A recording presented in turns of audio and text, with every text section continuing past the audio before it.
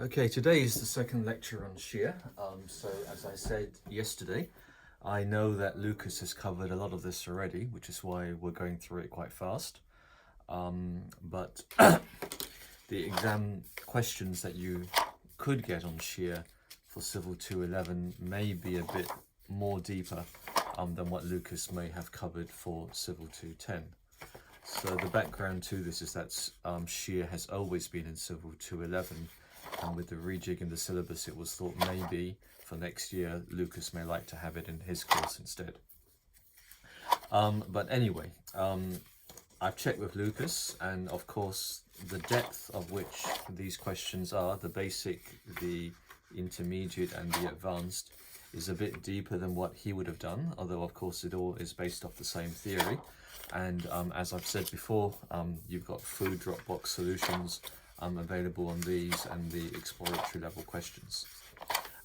As you flick through the course book, you'll see the final exam papers and the questions that have been asked in the past on shear, and as well as some concepts about shear that some former students have helped write up in the past, and also taking some questions from Piazza. So all of these are included within the course book. So yes, it will be examinable. Shear is examinable, and like with the buckling, I will be taking or mixing questions up from the in-class questions, the basic questions, the advanced questions, and the exploratory level questions. Although if there was an exploratory level or even a more difficult advanced level, of course it would be worth fewer marks in the exam, so that not being able to do such questions will not prevent you from getting an A.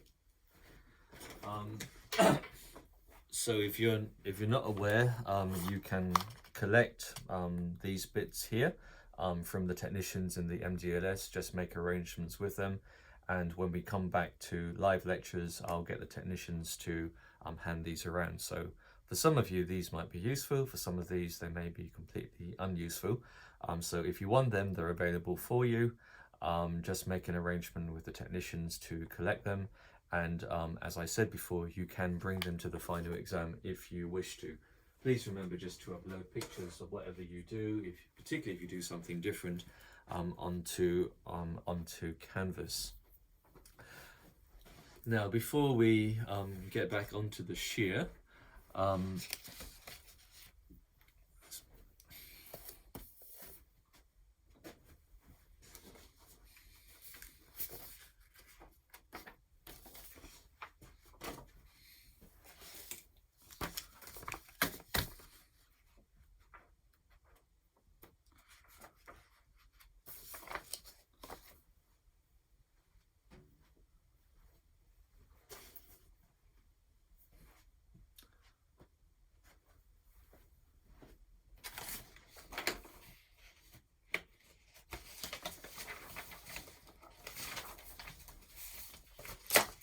right, before we get back onto the shear, I did set up a YouTube, I think it's called a YouTube channel. So because I'm aware that some of the quality of the videos that you are seeing may not be in high definition. So one way to get you the high definition videos, because in Canvas it's not possible to upload high quality videos, is to put it on YouTube. So I've stuck all of the buckling videos onto YouTube. So you can just go there and scroll through them, start from week 6, lecture 2, because obviously lecture 1 was the day of the class test. So all of this covers all the buckling that we've done, and I've also started another one on shear, which I put up yesterday. So my apologies for taking so long to get the videos to you yesterday. I was having a lot of computer issues.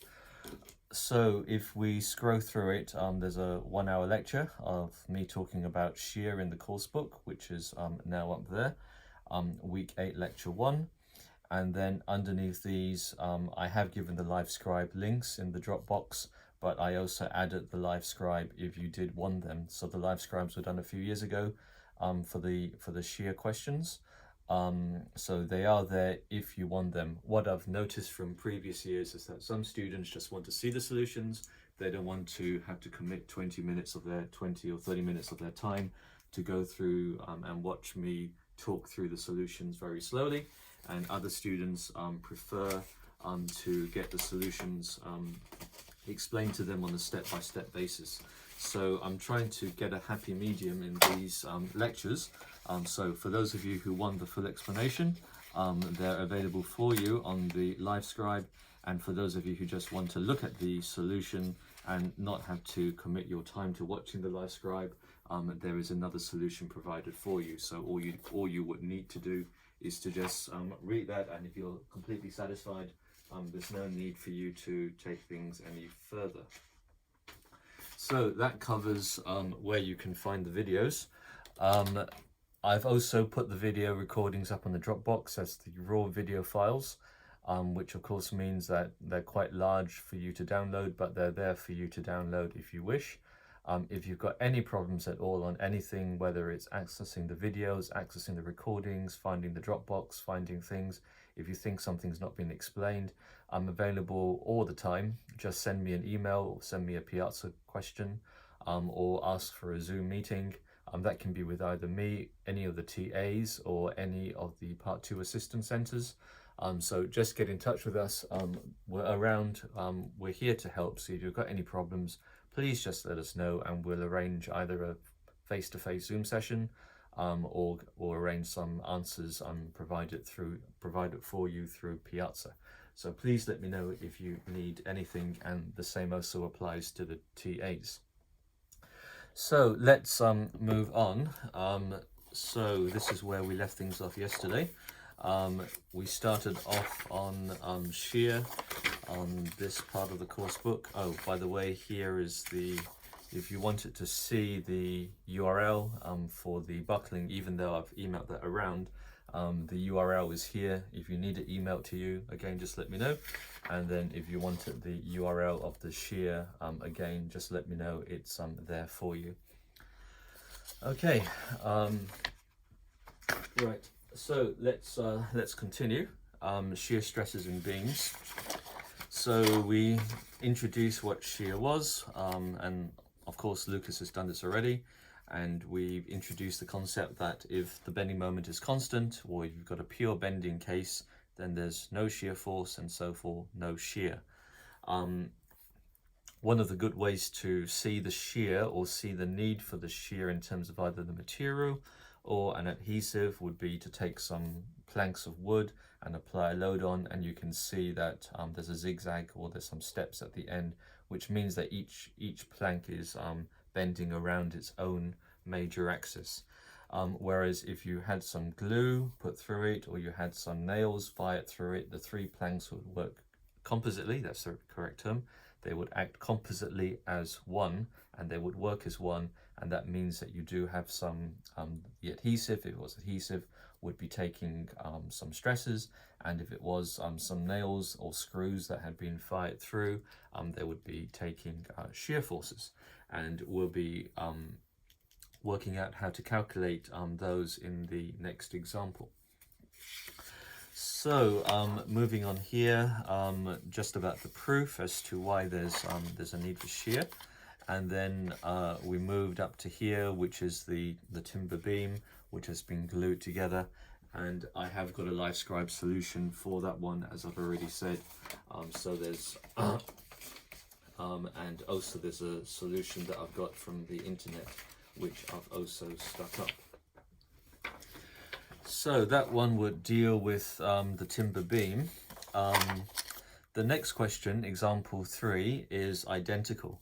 So instead of gluing, putting some adhesives along the length of the T-section, in this case here, there would be putting some screws through, or some nails through. They're not screws.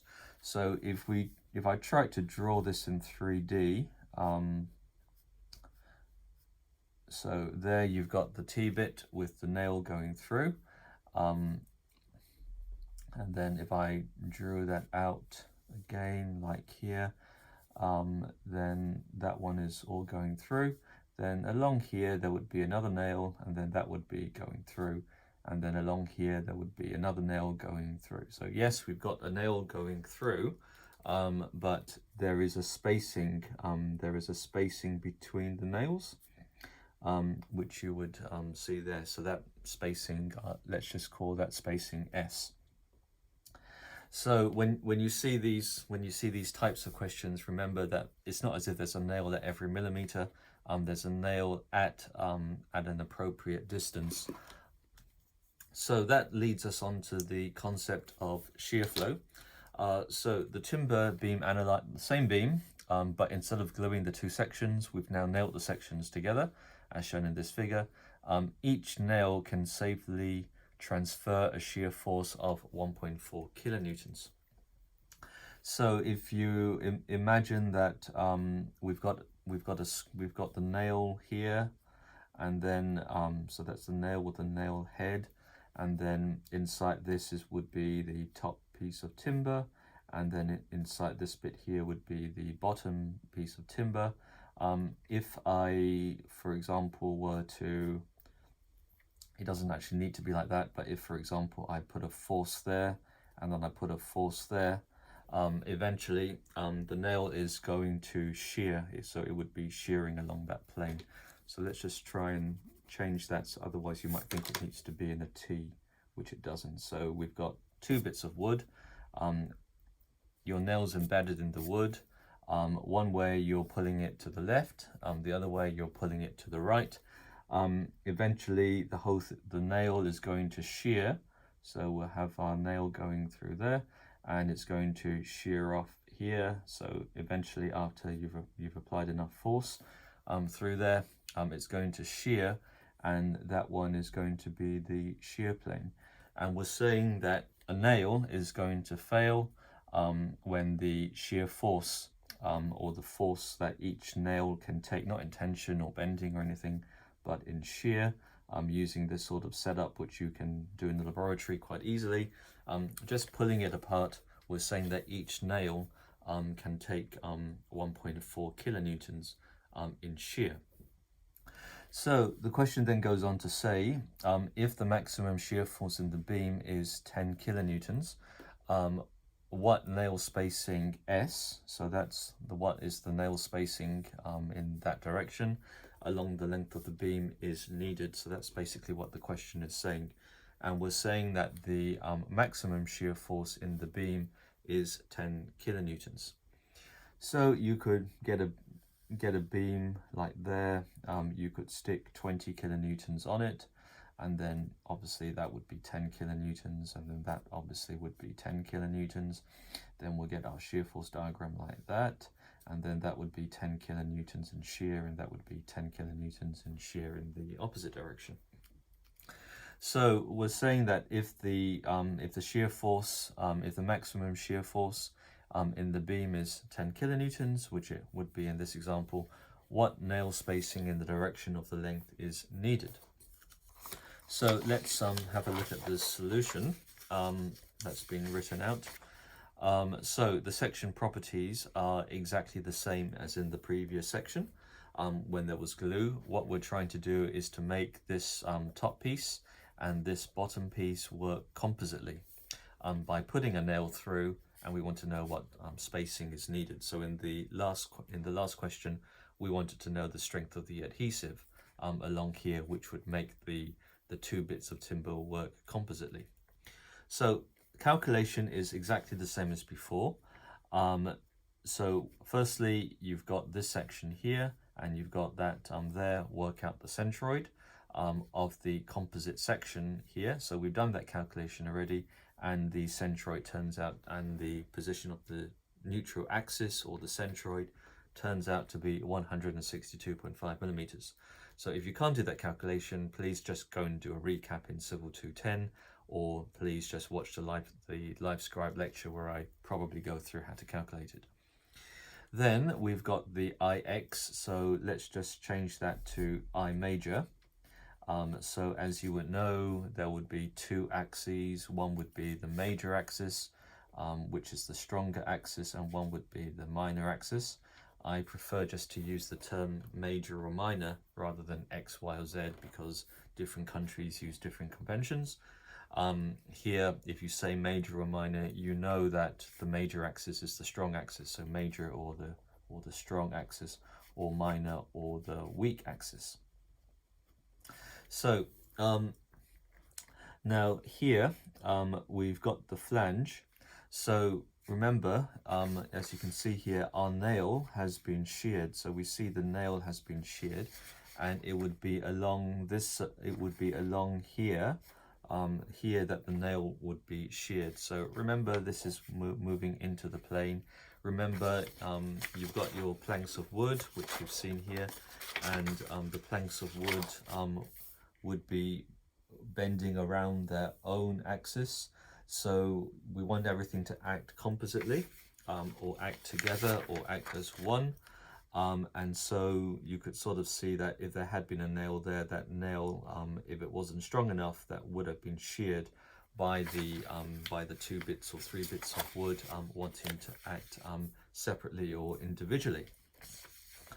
So the shearing is, of course, in that direction into the plane. So we've got this bit maybe wanting to come out, and then this bit going in, and there's going to be a shear force acting along the nail, and the nail has to resist that, and the nail can resist 1.4 kilonewtons. So what we do in this one here is that because the cut is made through there, so you can see that as the squiggly line, because the cut has been made there, we want to know what force, what shear force in that direction the nail needs to carry. So to calculate that, let's draw it out again. So we draw this out here, and then we've got this bit acting here. Then we know that we've got this bit here. All right. So to calculate the shear, well, maybe I'll start to use the word flow at some stage, because it's obviously not a stress. To calculate the shear that the nail needs to be at that point, it's quite easy. We go back to our equation, and the equation is wherever you've made the cut. So we've made a cut along the nail itself. So you just remove everything else.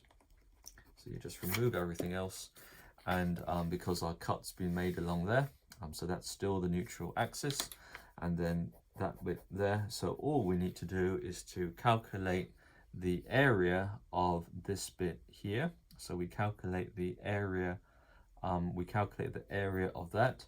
Then we know the centroid of this bit here by symmetry, so we don't even need to calculate that. And all we need to do is to get that distance there back to the neutral axis. So the area of that is going to be equal to 200 times 50. And then that distance from the neutral axis up to the centroid of the top bit of the horizontal bit of the T, that's just going to be 37.5 millimeters plus 25 millimeters, since it's halfway along. So that's going to be 37.5 millimeters plus 25 millimeters. So we go back to our equation, which you can remember down here, and the equation, firstly, that was for the stress, referring back to figure 8.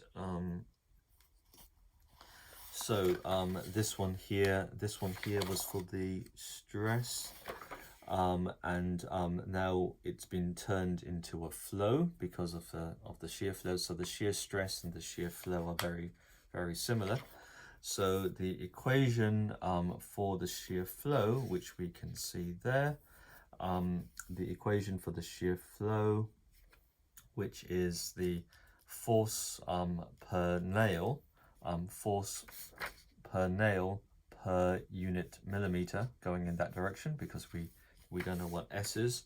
So the shear flow is going to be equal to Q, and that's equal to the shear force from the shear force diagram, which we know that's going to be 10 kilonewtons, multiplied by S dash, and S dash in this case here is going to be the area 200 times 50 So that's the area of the bit where we've made the cut multiplied by the distance from the neutral axis of the composite section to the centroid or of the remaining area, and that's going to be multiplied by 37.5 plus 25. And then, so that's, we've handled the V, we've handled the S dash, and we've handled the I, which we know that we've calculated the I before as 113.5 times 10 to the 6 millimeters to the fourth. And the Q, and the units of Q would be kilonewtons per millimeter.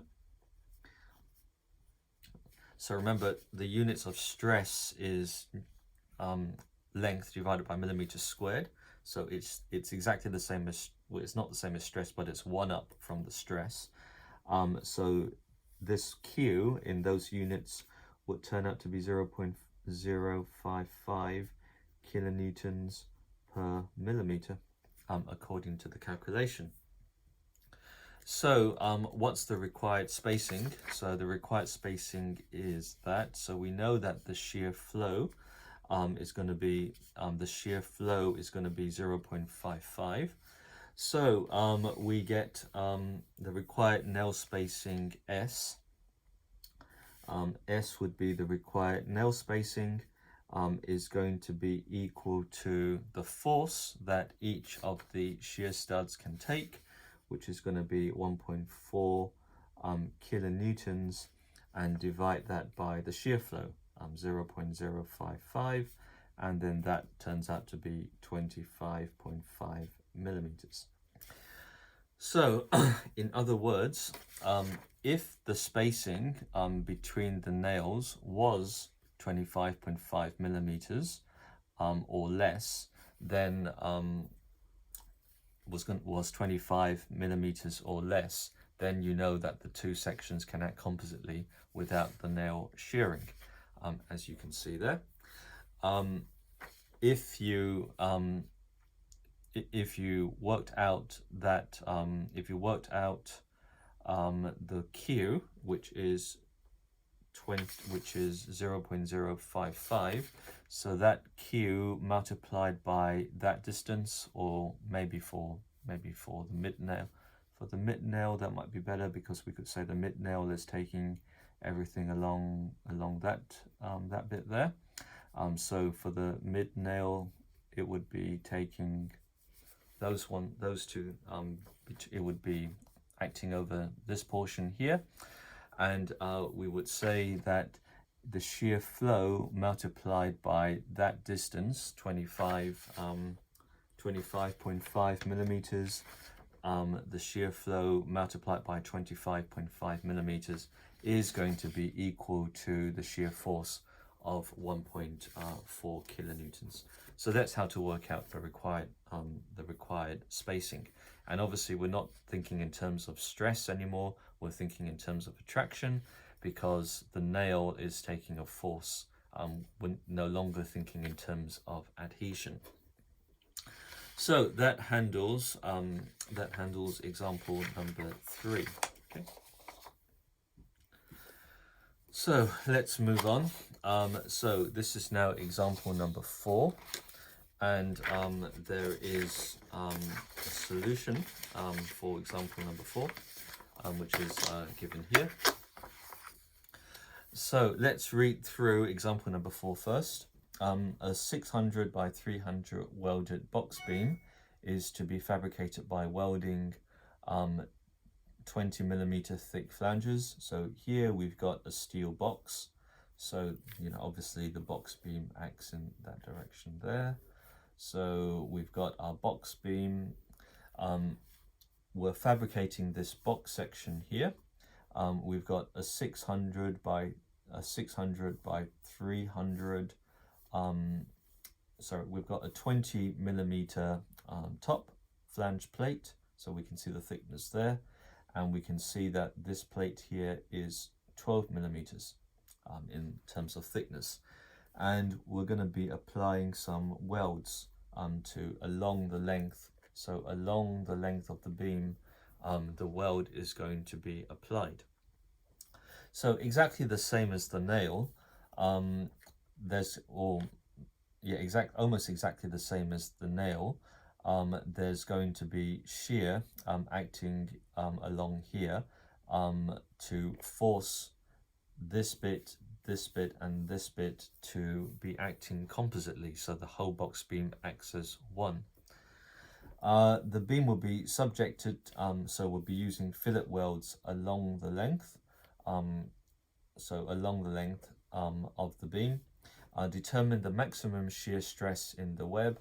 Determine the demand on each weld in units of kilonewtons per millimeter length of weld, and choose the appropriate weld size from the table.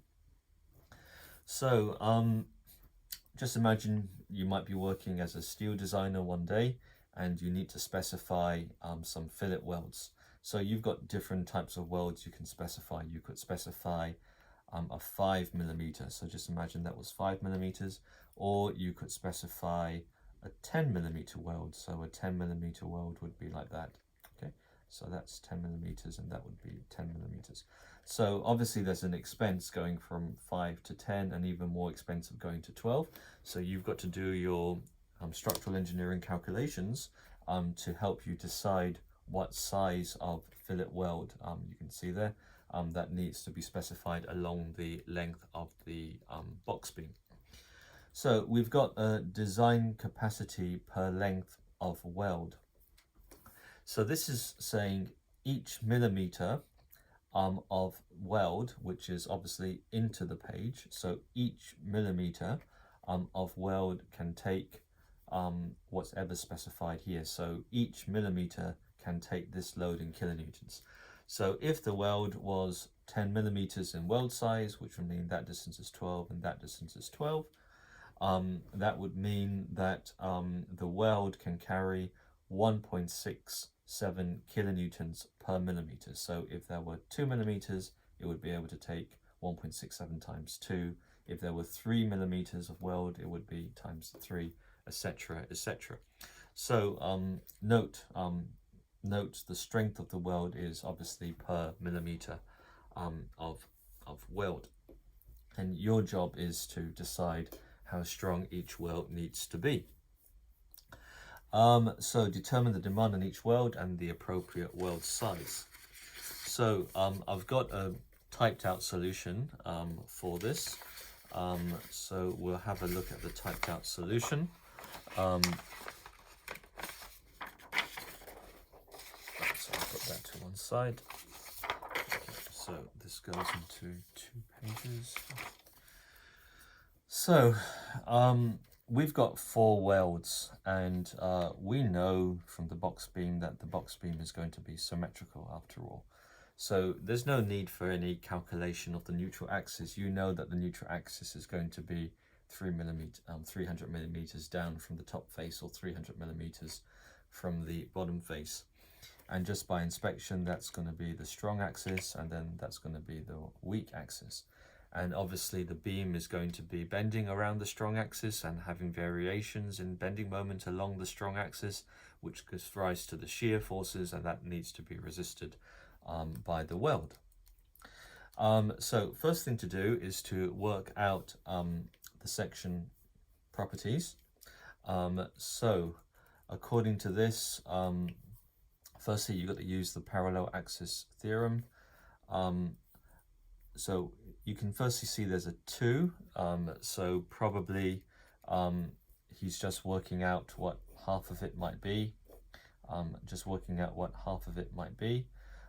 So we've got 300 multiplied by the 20, all of that cubed, divided by 12. So the second moment of the moment of inertia of the top plate is 1/12 breadth of the plate times d cubed, which would be 20 cubed, and then that needs to be shifted by using the parallel axis theorem. So that would be the area of that times the distance you're moving from the neutral axis. So if the neutral axis is 300mm down, and then this is 20mm thick, from the neutral axis to the centroid of that is going to be 290. So the area times 290 all squared. Okay, so get rid of that. So that deals with the top one, and it would be the same for the bottom one. So remember, because it's all going to be squared out, you don't really need to worry about signs. So it's just twice of this. So one for the top and then one for the bottom, and then multiply that by 2. And then in terms of the web members here, it's going to be 1 over 12 BD cubed. So in this case here, it's going to be 1 over 12 times the breadth times the D cubed. And in this case here, D is going to be 600 minus 20, which is going to be equal to 560. So we get the second moment of area of that portion, or that portion, and just multiply that by 2. So we've now been able to calculate pretty fast the second moment of inertia about the strong axis of the box beam. So the maximum stresses will occur in the web. So we know that the distribution of shear stresses, if we did plot that along here, we know that, I'll just do that there. So we know that the maximum shear stress is going to be along the neutral axis. Okay? So that can be calculated. And it can be calculated using the equation in terms of the stress. So the tau stress is going to be equal to the shear force multiplied by A dash Y, Y bar divided by IB. So V is the shear force, which we see here, 1750. In this case here, we're going to be, let me see, in this case here,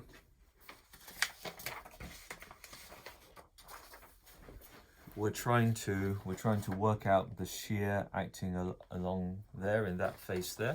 So all you need to do is to just cover it up, because that's the position where you want it, and then you're then working off the first moment of area of that around the neutral axis, which is just going to be the area of the 300 times 20 multiplied by that distance back to the neutral axis.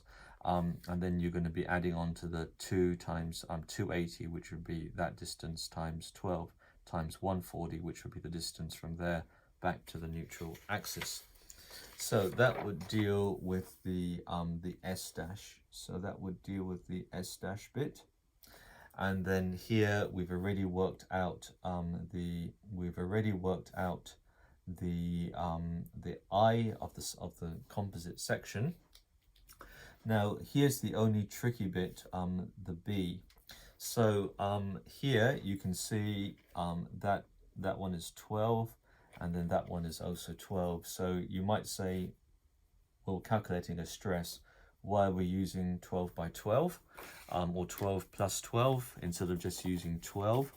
And the answer, I normally say, just imagine what would have changed if it had been like that. So if instead of these webs being at the outside, what if they were just moved inside before the welding?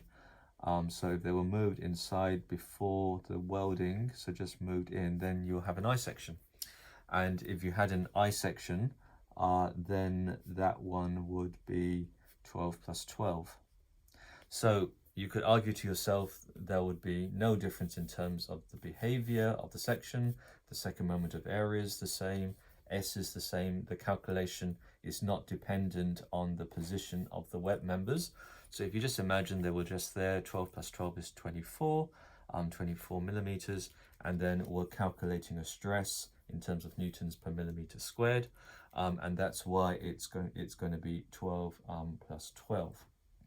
So that determines the maximum shear stress acting in the web, and you can reason it out to yourself like that, why it's 24 instead of 12. So I think there's an explanation there anyway. Note the B dash in the formula has been replaced by the sum of the widths of the wet plates, 12 plus 12. Since this is the total width of the material available to carry the shear stress at the location, the assumption is made that the shear in each web must be the same because of symmetry. If the webs were of different thickness or lack of symmetry, we could only calculate the total shear flow at the slice. Determining how it was divided up would need some further consideration. So, for example, if that member had been 13 and that member had been 11, then there would be some further considerations required in terms of calculating the shear stress, because it's no longer a symmetrical section. Now we come to the bit here now about the force carried by the weld. So we've got the force carried by the weld. For this case, we need to determine the shear flow. So we can see why the question has calculated the shear stress. It's just trying to help you see that there's not much difference in the equations between the shear stress and the shear flow. And obviously, if there had been a weld here, if these had been two different sections and they had to be welded together, then you would be working out the strength of the weld at that section instead of the towel. So for this, we need to determine the shear flow at the junction of the weld and the top flange. Hence, we slice the beam at that level and apply the standard shear flow equation. So the shear flow equation is Q. That's going to be equal to the shear force times the area times the y dash divided by I of the whole section. So note there's no B in this in the shear flow considerations. The B has been removed, and there's not much difference between these two calculations other than the B. So the I is, sorry, there's not too much difference in terms of the equation other than the B. So the I is already known. The V is the same, which is the factored what is it called? The factored shear force, which includes the factor of safety. Now, in terms of the area, we're doing 300. So again, just we've got the welt there. So let's just go back here and I'll try and explain that. We've got one plate there. We've got one plate at the bottom, and then we've got another plate coming in, and then we've got another plate coming in there. And then we know where the neutral axis of that section is. So that's the neutral axis or the major axis of bending. So we want to calculate the shear flow along that cut. So we'll just come along and pretend that we made a cut along the whole thing to find out the shear flow. So in order to do that, we make a cut at the point at which we want to calculate the shear flow, and where we apply our equation, and then we just remove the rest of it. So we just remove the rest of it so it doesn't get in our way. So the neutral axis stays where it is. We get rid of the bottom portion. We've made our cut, and we've removed everything below the cut that we've just made. So everything below the cut has been removed.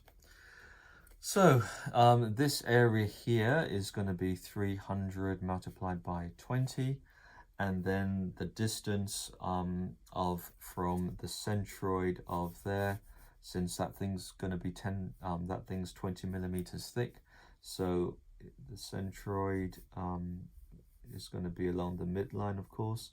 So that distance is going to be 10 millimeters, and so that distance there is going to be 290 millimeters. So we put those numbers into here, and out comes this number 2.23 kilonewtons per millimeter. Now remember, when we sliced it, there were two cuts, yeah, so there are two welds here. So because there are two welds, that number needs to be divided by 2. So you'll be dividing that by 2, which is how much is carried per weld. So there are lots of ways to do it. Another way to do it might just be to consider that portion. Okay, so you've made your cut through there, and then you've got half the area, but you've still got the same S dash. I'm sorry, you've still got the same Y of 290, so you've got half the area, and that would be per weld. So this number here, in the way we've done it, is for 2 welds. Okay, so we've got the shear flow per weld is going to be 1.12. So let's look at the rest of the solution.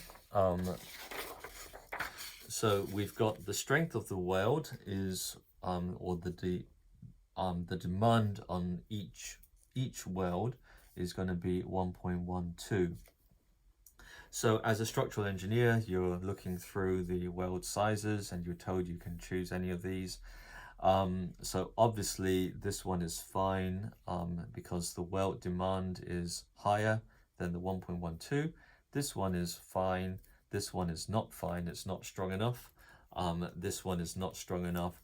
And this one is just a tiny bit less than 1.12.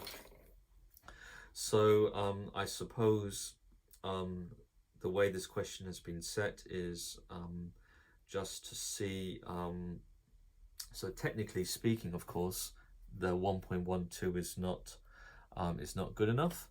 1.11 divided by 1.12, sorry, 1.11 divided by 1.12, sorry, 1.11 divided by 1.12, or the other way around, is about less than 1% off.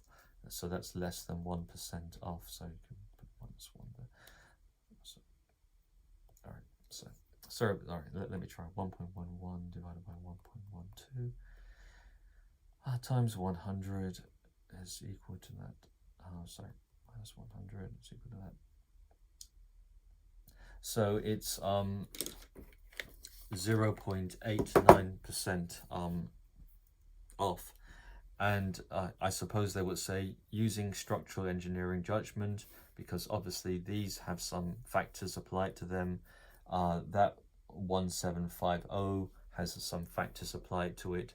You can't really be sure about the tolerances of your box beam, so probability factors have, or statistical reliability factors have already been built into everything in the standards, and you would say that's just very, very close to the 1.12.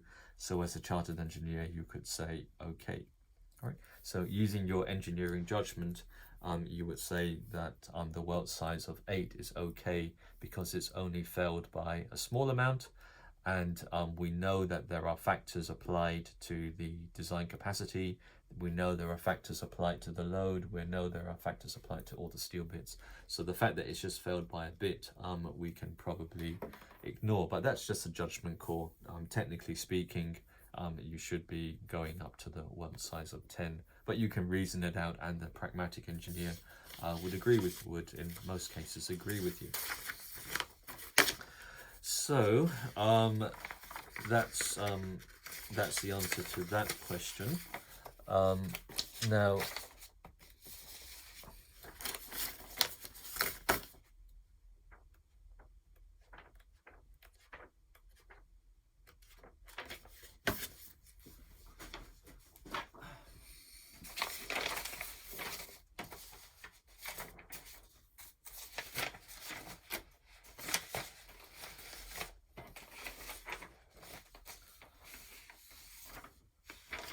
Now, I've got a LiveScribe solution for that.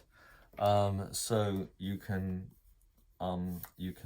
so there's quite a few parts. So I do drone on for maybe an hour, if not more, talking about that solution. And at the end of the LiveScribe solution, I decide to go for the 10 millimeter. But according to this work solution, a pragmatic engineer can argue 1.11 is fine, which is completely acceptable. But if you want to watch me go through the whole calculation, that's all available through these YouTube links.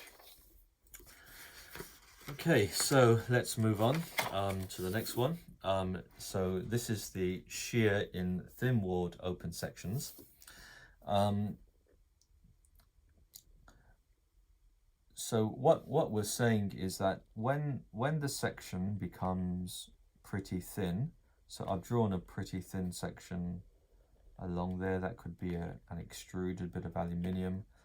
So when it becomes, as it becomes thinner and thinner and thinner, we can start using thin wall theory.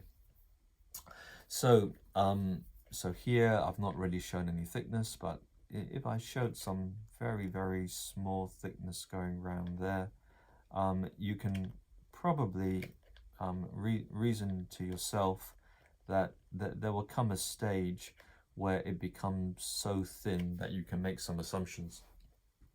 So one of the assumptions that you would be making would be in that direction, there would be no transverse shear distribution.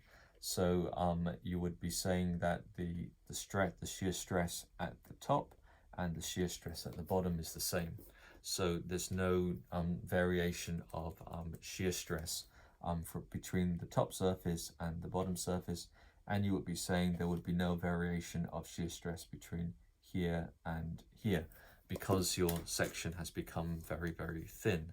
So that's the thin-walled assumption, and most I would suppose most structures would be designed using the thin-walled assumption, because obviously it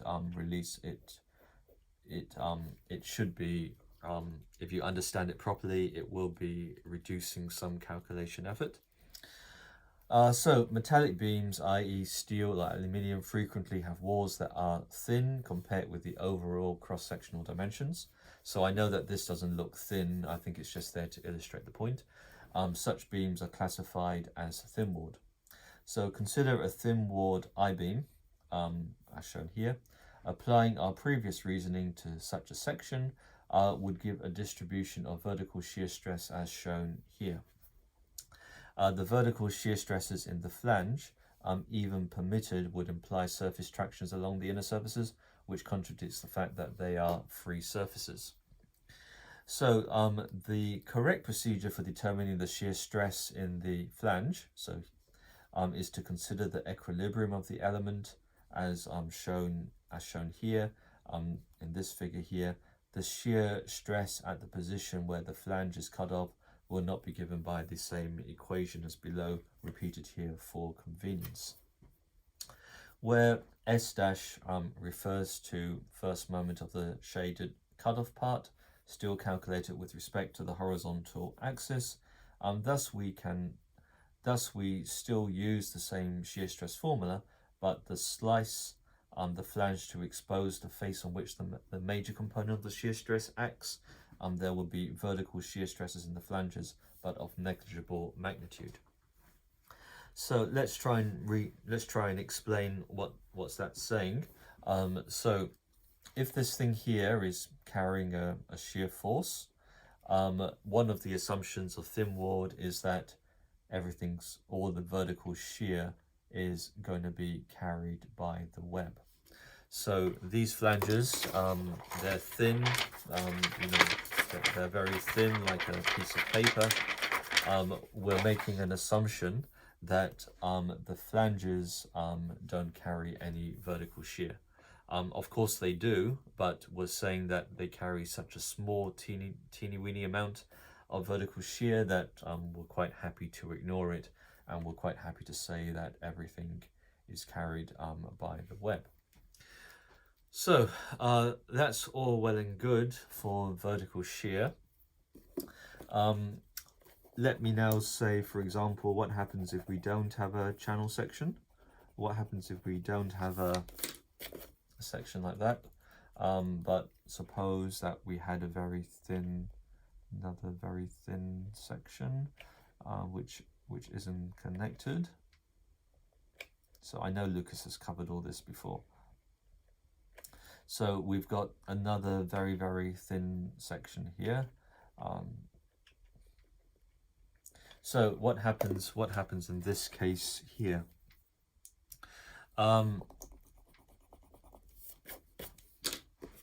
let's make a slice.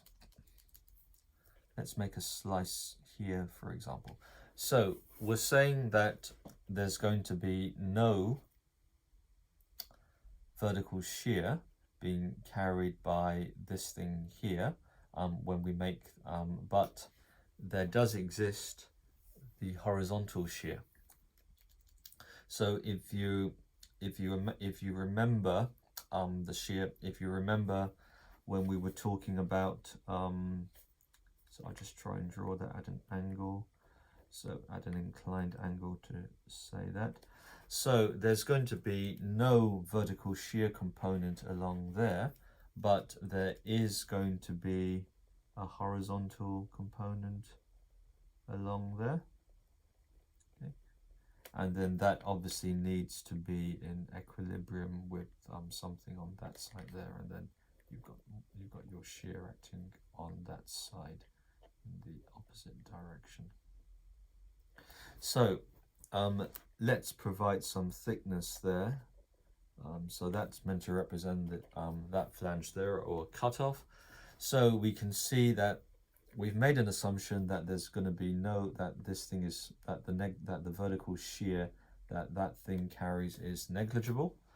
So I've tried to draw some vertical lines. So we're going to say no vertical shear, or the vertical shear is going to be carried by there. But we can see here that there could be some tractions acting along these faces here. So like if you made a cut, just take out a dy by dx at any point there.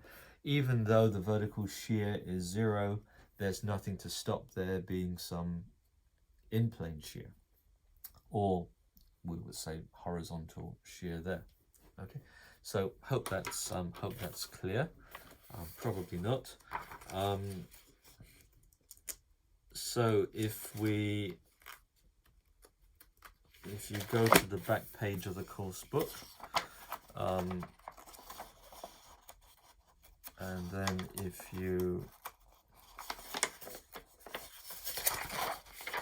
don't really like doing this, but if you ripped it off.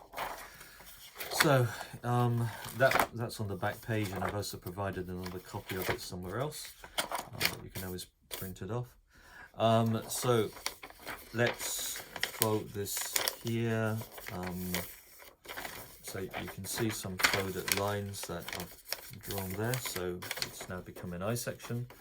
You can see so this is meant to be a cantilever. So let's say I'm holding that end down and putting some load on the other side. This becomes the vertical shear, which we can see there, going through here. But what happens at the junction when it goes to the flange?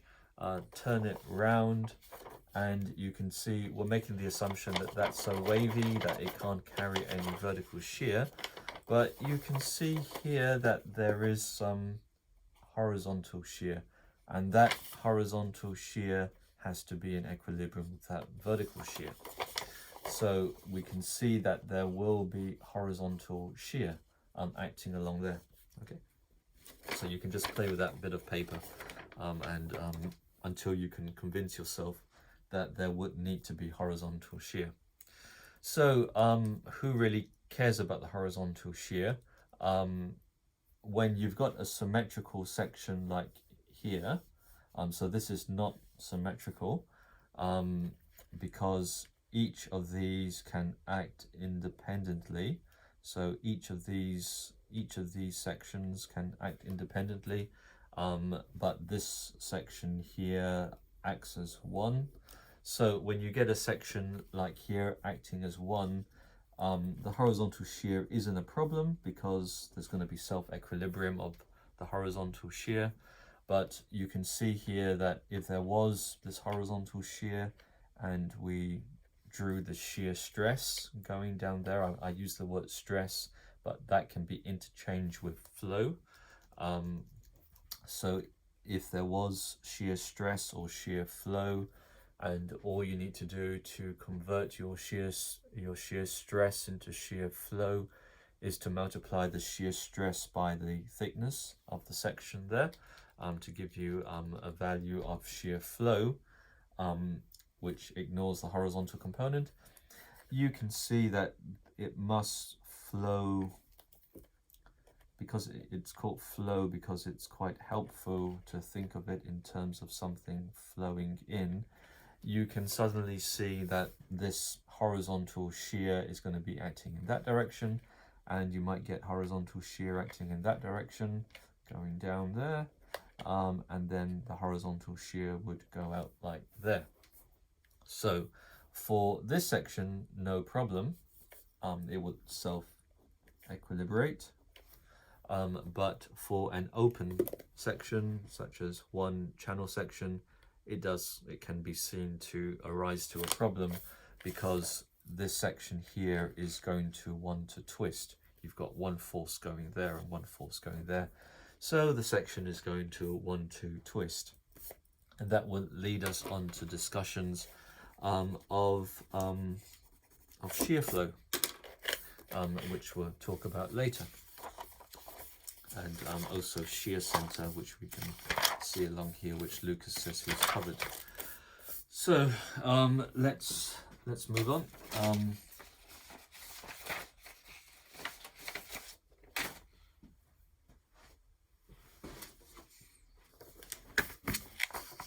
So calculate the shear flow and the shear stress distribution in the thin walled I-beam shown below. So we've got the thin walled I-beam here.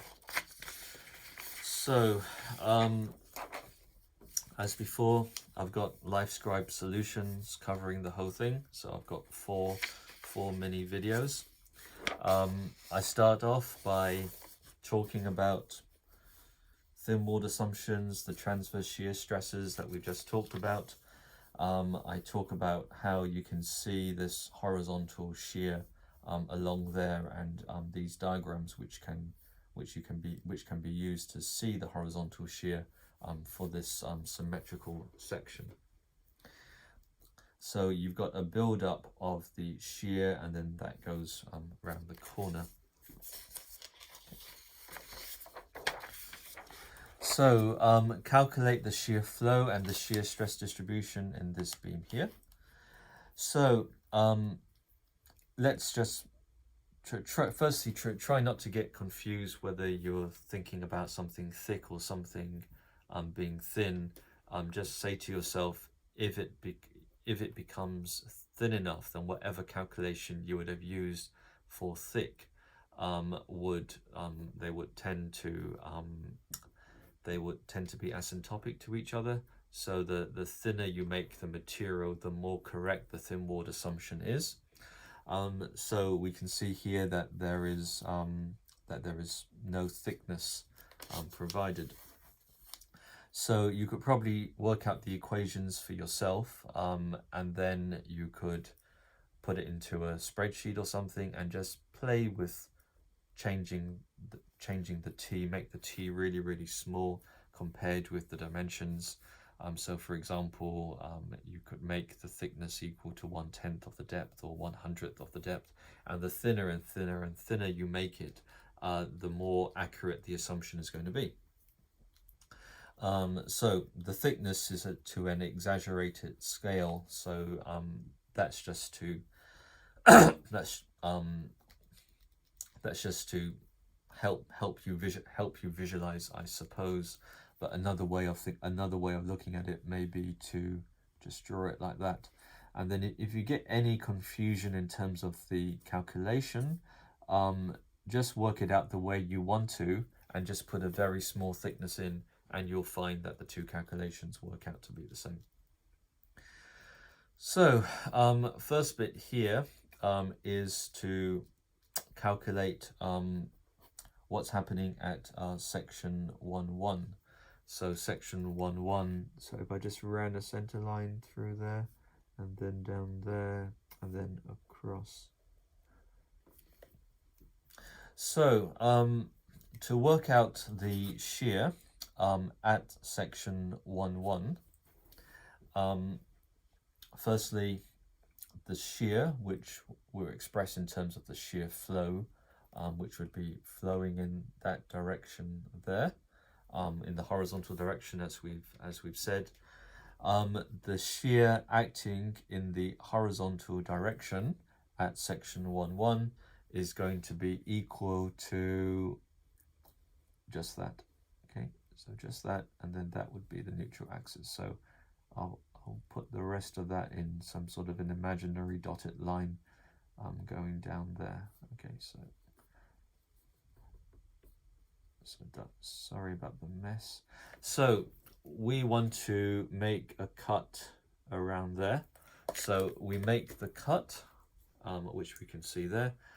Once we've made the cut, or we're working from this side here towards the cut, so working towards the cut, just imagine that you're working your way from here, moving in. So another cut there, and then another cut there. I think it's quite clear that if you just consider that bit, or consider the whole of that bit, get rid of that cut there, and get rid of the rest of the section. So we know the neutral axis. We've made our cut, and to work out this horizontal shear acting there, we go back to the normal equation, Q. So Q there is equal to the shear force multiplied by that area multiplied by that distance from the centroid down there, which I've shown. So y bar of that thingy, and then divide that by I. Okay, which was I would be the second moment of area of the entire section. And if you wanted to turn that into the stress, then if that is the thickness there, T, you can convert that into the stress by just dividing the shear flow by T, if you wanted to.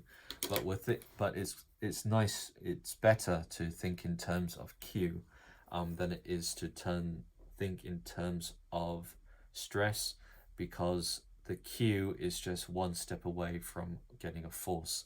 So you can start with the stress, you can turn that into a Q, and then you can turn that into a force. So later on we'll be working out the horizontal force acting along there. So that portion there gives you Q1, and we know that just by symmetry Q2 is going to be on that side.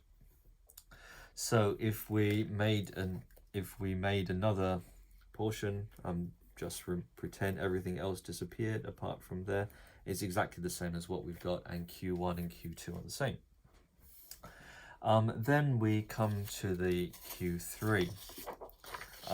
So the Q3 is a cut along there. Okay, so let's get rid of this bit here.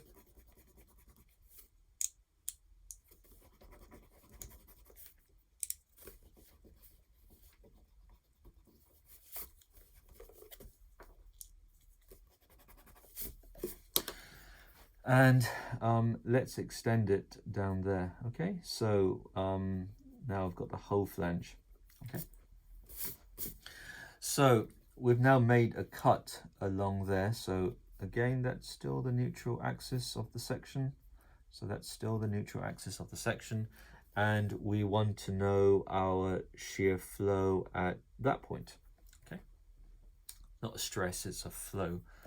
So the shear flow at that point is going to be that area multiplied by that distance, which is the same as what we had before, and that's going to be multiplied by the shear force, and that's going to be divided by I.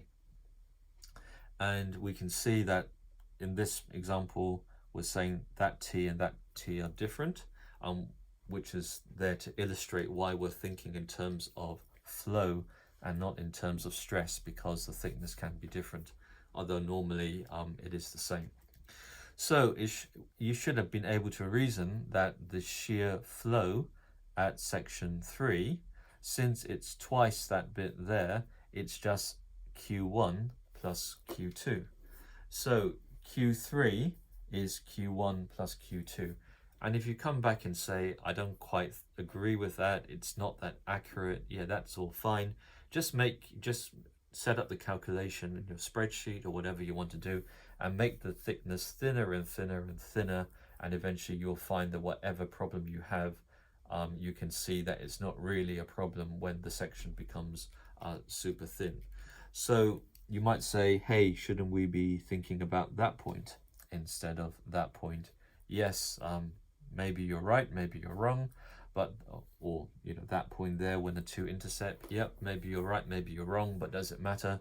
When you make t and you make small t really, really small, that point and that point effectively merge into one. So we've made our conclusion that Q1 plus Q2 is going to be equal to Q3, which you can see by the maths anyway. And then we move on to the next page, which is draw the shear diagram, draw the distribution of the vertical shear. So we know that we've made an assumption there's going to be no vertical shear in that direction, but we can see that the vertical shear has come from these 2 points, has gone here. So we can see the Q1 plus Q2. Incidentally, don't get too confused by the direction of the arrows. When you make your cut on one side or the other, if you've got a simply supported beam with a point there, you make a cut there. On one side of the cut, the shear is going to be down, and on the other side it's going to be up. So don't get too bothered about the direction, because it is the same on this side of the cut. The shear would be maybe going in that direction, and on that side of the cut, if it was an I section, it would be going in that direction. So don't get too bogged down about the directions, okay? Because, you know, it depends which side of the cut you're looking at. So we can make some more observations. So we're now thinking it's Q1 plus Q2, and hey, that's a bit like flow. You're adding 2 bits of flow together, hence the term shear flow. So you work out the flow at Q1, it's the same as the flow at Q2. Approximately for very, very thin sections, Q3 is therefore equal to Q1 plus Q2. So what happens if we now want the shear flow at that point there, Q4? So if you want it Q4, yes, you can pretend that all that at the bottom disappears, and yes, you can go back to the original calculation and work it out that way, which I've written out. But another way might be to say, we know that point is going to be Q3, so we've just got this extra bit for which the flow is going through. So work out the extra bit for down there, work out its second moment of inertia, work out its area, multiply it by that distance and add it on, and you're going to get something very similar to Q4. Okay, so there you can, well, effectively you can see it's all additive, so you can sort of separate your bits out, but you may have been able to make that observation through the maths anyway. And then you get to your, just remember your shear stress and your shear flow are related for the flange in terms of the thickness, and there would, instead of small t for the web in terms of small t, and in terms of the flange here in terms of big T.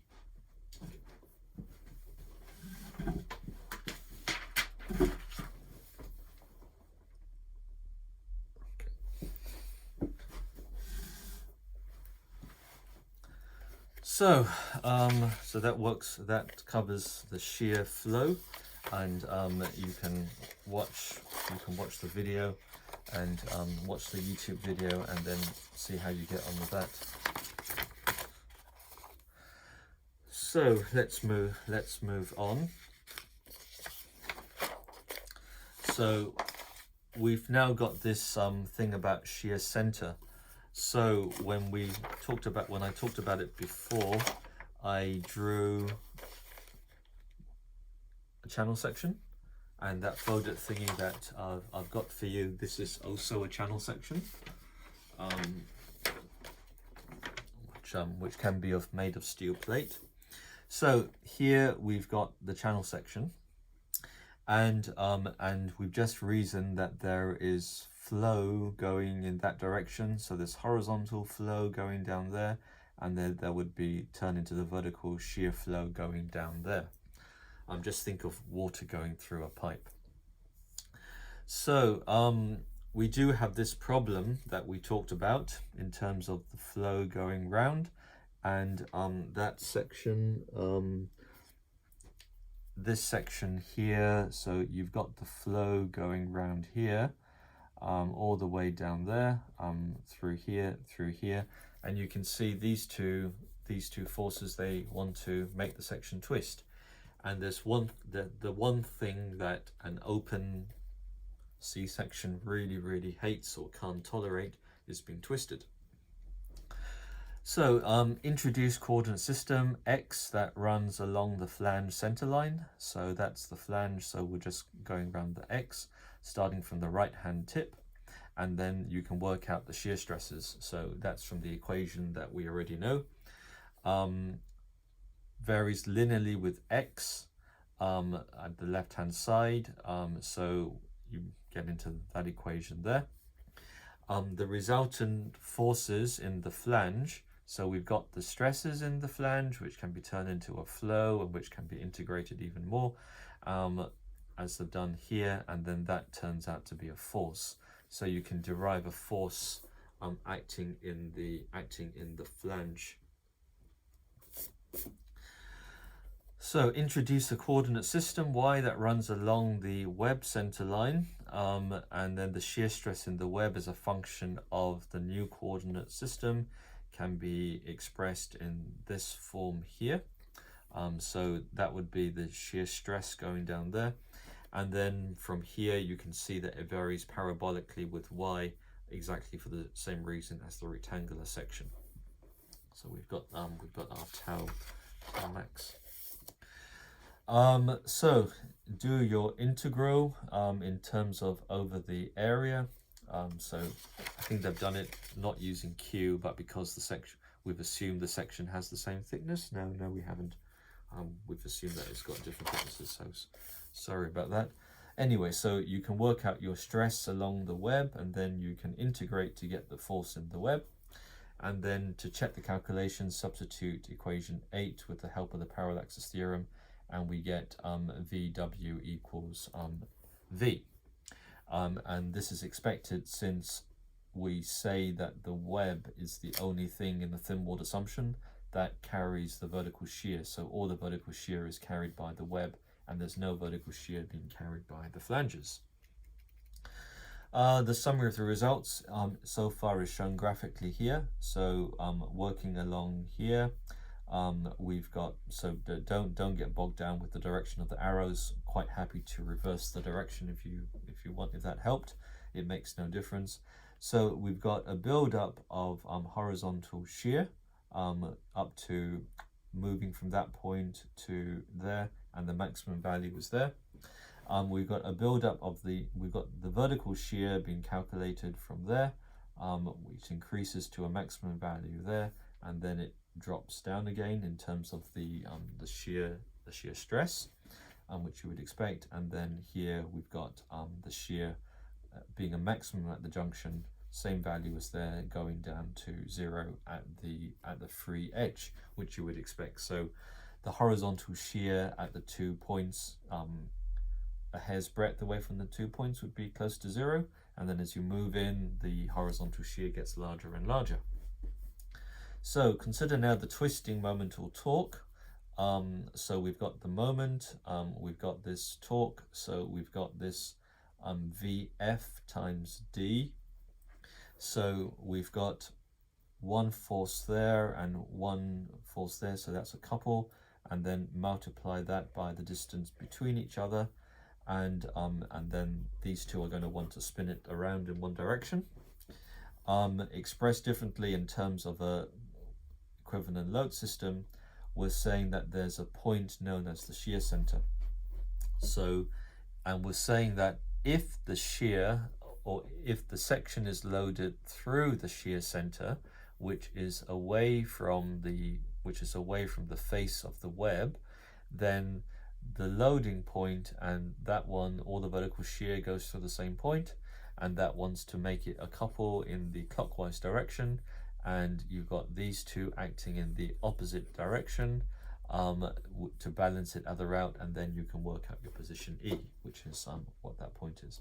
So we're saying that if we're able to put a detail, like put a bracket here, make sure that the loading comes through this shear center point, then the section doesn't want to twist. And what we've said before is that we don't like sections that twist, or thin wall sections in general don't like to be twisted, because the twisting can make them fail at a very low load. So interesting points of observations. The load does not act through the shear center will result in a torque, making the sections twist in addition to the bending. If the section has an axis of symmetry, if it was an I section, the shear center would be at that centroid point.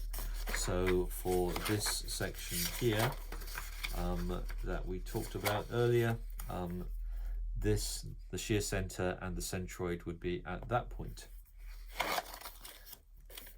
The shear center of the channel lines of a monosymmetric section lies outside the centroid.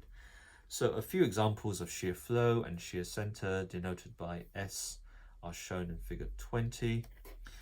So let's have a look at figure 20, and we can see shear center is there, centroid is there, and then that is the build-up of that's the distribution of the vertical shear flow or the vertical shear stress, and that's the distribution of the horizontal shear stress or shear flow.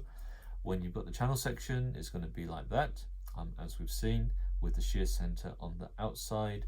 When you've got a lip going round here, when this edge is stiffened, then this would be the distribution, and then your shear center is there. When you've got this section here, the shear center is there.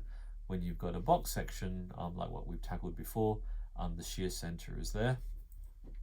When you've got an angle section, you can see everything flowing through around here, so the shear center has to be at that point and when you've got that shape there, you've got all the shear flow coming in, and the shear center is at that point. So let's just finish the last bit here. So this is really an exploratory level question. So if it did come out in the exam, it's going to be worth very few marks. It says find the shear stress distribution and the shear center of a semicircular thin walled section of radius r. So we've got a section, it's not quite a C-section, but it's similar to a C-section, so we would expect the shear center to be outside. For convenience, we select the center of the circle as the reference point. We can work out the shear, the moment of the shear flow as you go around the section there. Just do your integrals, and then you work out the moment, and then from there you can work out the position of E. So VE times 4VR, which is the moment of the shear flow around that point, multiply that by E, and then from there you can work out 4R pi. So the solution for example number 6 would be given in the Dropbox. So just go to the Dropbox and you can find the solution for this question here. Okay, so we'll stop here for today, and we'll continue tomorrow, and I'll just talk about some of the difficulties that students have in terms of shear, and some of the problems that some students have identified in the past.